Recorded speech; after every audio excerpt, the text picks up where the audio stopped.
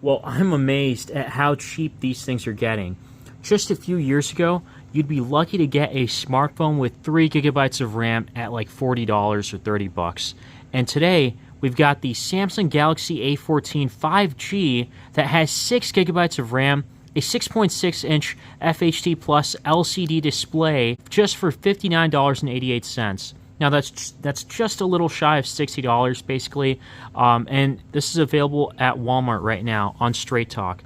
But just because it is a prepaid phone does not mean you can't use it out of the box. So we got some specs back here, which I'm not going to go over everything, but yeah, it also includes all of this in here. Honestly, at this size, we're getting to the kind of tablet area, although this is just like a pretty long smartphone, honestly. It does feel kind of thick too. Here's everything else. It uses a USB-C to USB-C cable. There's no wall outlet, which kind of stinks. Come on, Samsung.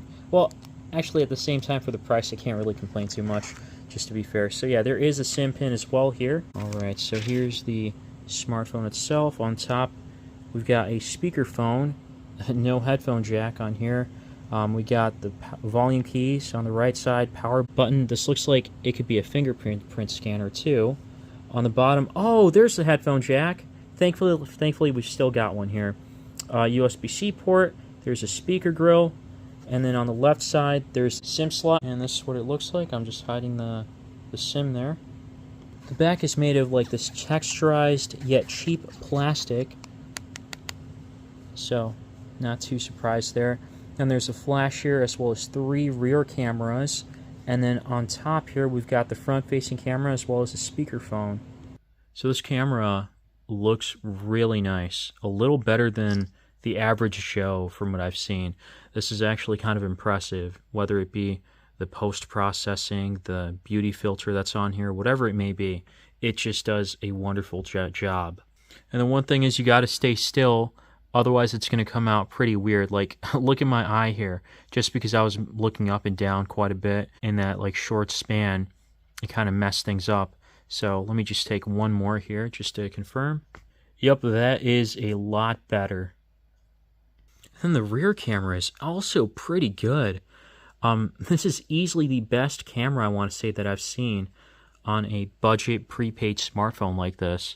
Gonna take one more just for good measure. The only downside is that you kind of have to stay still and wait a moment until the photo gets processed. I mean, that one came out pretty decently. I can read everything on here, all the way on top, starting with the model number down to it being made in China. So that's pretty nice. Out of the box, there's quite a bit of bloatware here.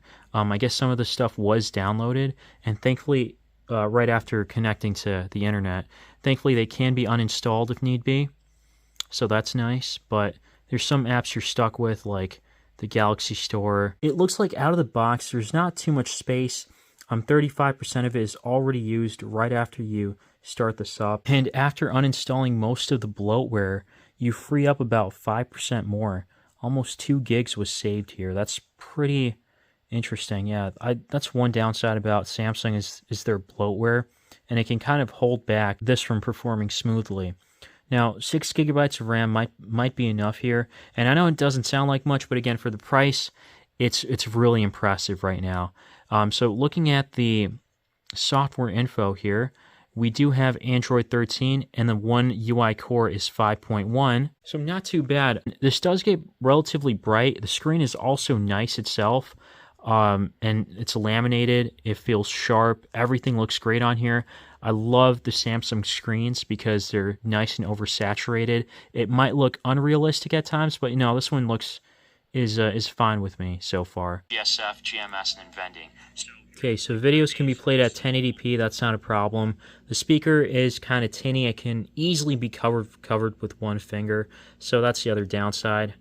I was hoping it would at least emit from the top speakerphone here too, but oh well, it is what it is. The other thing is this has a wideband security of L1. That means videos can be played at full HD 1080p on Netflix and other streaming platforms. And you can upscale the videos to 1440p on YouTube, but remember the screen resolution is 2408 by 1080, so videos are really going to be best played at 1080p in my opinion here on this pretty decent screen. Now, I know it's a pretty big screen. I can't get my finger across on the other side. So yeah, there's that. If you have small hands, you might have a tough time here. But nonetheless, we got some of the specs here.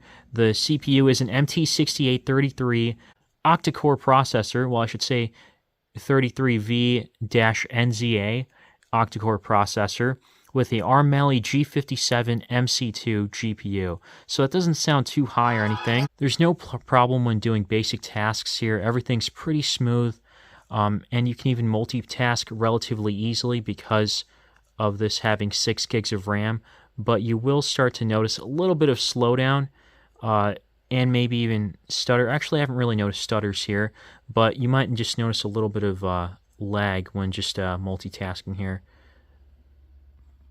Here's what we get on Geekbench. The scores are pretty low. 693 is the single core, and 1872 is the multi-core score. And the closest thing to that is the Xiaomi Poco X3 Pro. I've never even used that one before, so I couldn't even tell you how good or bad that one is. But yeah, either way, this is just like way below that. And the GPU scores for the Vulkan, I believe it was up here, 1259. And then the other one, I forgot what it's called, 1247, which I believe is OpenCL. Yeah, OpenCL was the benchmark below. Again, pretty low score, but basic tasks were pretty nice on here. First game here is Madden 25, and it seems to be working pretty well. This might be well optimized for low-end devices, but I'm not noticing really much lag at all here. It's pretty smooth. Maybe some slight frame rate drops, but it's really not enough to hinder your game performance. So yeah, we're off to a great start here. Next game here is RuneScape, and we are noticing some lag and frame rate drops. I mean, you can kind of just determine for yourself whether or not this is playable. I mean, honestly, I don't think it would be. Just still too much lag here. But when you're still, obviously, it's a little bit better. Zoomed out, yeah, it drops a lot, and we're at the lowest settings here. So that's a little disappointing to see. So, I mean, it's like in and out. Like, it works well at some times, but then other times it's just pretty slow. Even just, like, going to the other side of the map or something. Let me try walking a little more and seeing how this goes. And maybe if you're a little closer, it might work better. And then possibly even lowering the frame rate, because I have it set to 60 FPS, and the other option is 35, which can make it a little more smooth. But yeah, okay, so it stayed around 40... the 30s or above with this one. So yeah, I don't know. You can decide for yourself. To me, maybe I wouldn't say it's really playable. Finally, checking out Genshin Impact here. And this I downloaded from the Samsung App Store because someone noted or mentioned that it performs better on from the Samsung App Store if it's downloaded compared to the Google Play Store. And just from the few minutes that I'm using it, it is performing pretty well. I haven't really noticed too much frame rate drops or anything. I mean, this is probably at the lowest graphics settings, and that's okay. That's to be expected. But I am impressed.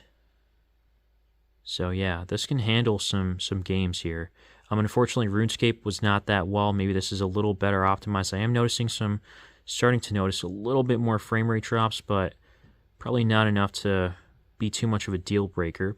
And by the way, it doesn't get too hot to the touch back here. I've been playing for a couple of minutes now. I do notice the fingerprints, though. I'm not sure if you can see it. And on the side, they're noticeable too, which is kind of nasty. That's what Samsung had an issue with, I want to say, in the past with their older ones when it was made of plastic in the back. It's just like it was a fingerprint magnet, basically. So that's what this is kind of feeling like. But despite that, performance is pretty decent overall for what you can get. I mean, just remember, this is going for $60 right now.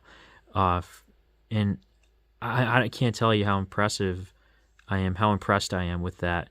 Because at this price range, in the past at least, not too long ago, the best thing you can get is probably the Moto G Power that has 4 gigs of RAM. I know RAM isn't everything, but it's just nice to know that we're getting better and better specs slowly but surely. Actually, a little more than slowly. It's a little quicker now. That one had 4 gigs of RAM. This one has, now you can get 6. And then who knows, 8 might be coming in the near future, and as well as having better performance where you can play these games more smoothly, even at the lowest graphic settings. Again, I'm not complaining. I think this is impressive. One last thing I want to show here is the battery life is not as bad as I thought it was.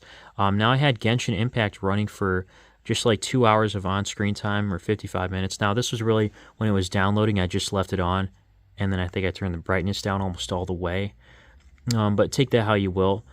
But basically, the screen has been on for, I want to say, about 4 hours here. Yep, 3 hours and 51 minutes. And we have 51% battery life left. So you can probably get 7 to 8 hours of on-screen time, which can last you a full day with moderate to a little more higher use. And I think that's pretty nice. So I take back what I said with this dying out. I mean, so also take this with a grain of salt because I haven't tested this out thoroughly or anything. I'm just telling you from this 1 to 2 day usage that I've had with this. So overall, I like it. I think it's great. You can get it for $60, which is just incredible. And I'm curious to see how this market performs. Now, there's also the Samsung Galaxy A14. Now, that's going for $100. If you guys are interested in checking out a video for that, let me know in the comments below. But otherwise, this is a pretty solid choice at the price point. Let me know what you guys think. And as always, thanks for watching.